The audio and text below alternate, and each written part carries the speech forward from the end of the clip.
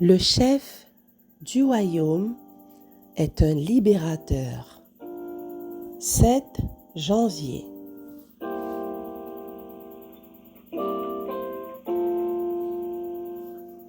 Voici l'agneau de Dieu qui ôte le péché du monde. Jean 1er, verset 29.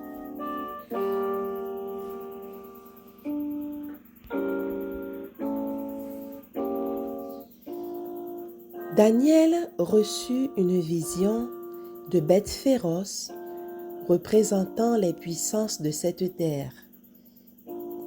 Mais l'emblème du royaume messianique est un agneau. Alors que les royaumes terrestres gouvernent par la force, le Christ bannit toute arme humaine et tout moyen de coercition. Son royaume est établi pour élever et ennoblir l'humanité déchue.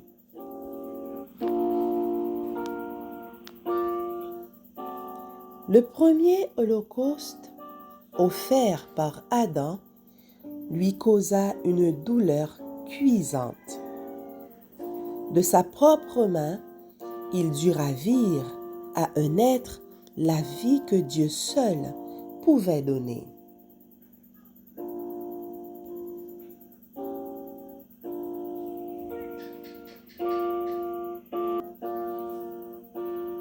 En égorgeant l'innocente victime, il frissonna à la pensée que son péché ferait couler le sang de l'agneau de Dieu. Cette scène lui donna un sentiment plus profond et plus vif de la gravité d'une faute qui ne pouvait être expiée que par la mort d'un être cher au cœur du Très-Haut. Puis, Adam s'émut devant la bonté infinie de celui qui consentait à offrir aux pécheurs une telle rançon. Les types et les ombres du service lévitique, avec les prophéties, ne donnaient aux Israélites qu'une vue peu claire de la miséricorde et de la grâce que le Christ a révélée au monde. L'homme ne peut observer la loi morale que grâce au Christ. En transgressant cette loi, l'homme avait introduit le péché dans le monde, et par le péché, la mort.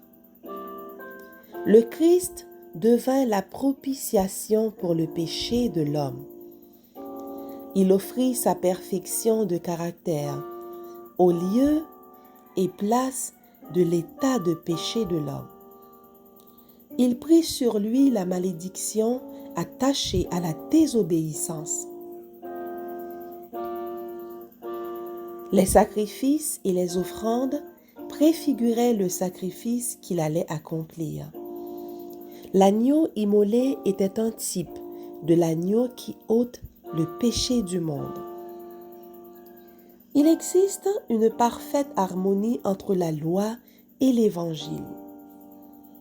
Ils s'appuient mutuellement. Avec toute sa majesté, la loi affronte la conscience. Elle fait sentir au pécheur combien il a besoin du Christ en tant que propitiation pour le péché. L'Évangile reconnaît l'autorité et l'immutabilité de la loi.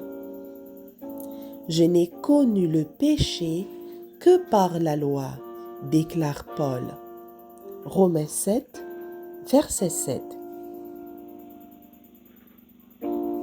Le sentiment du péché provoqué par la loi jette le pécheur aux pieds du Sauveur. Dans son besoin, l'homme peut invoquer le puissant argument fourni par la croix du calvaire. Il peut s'approprier la justice du Christ, communiquée à tout pécheur repentant. Amen.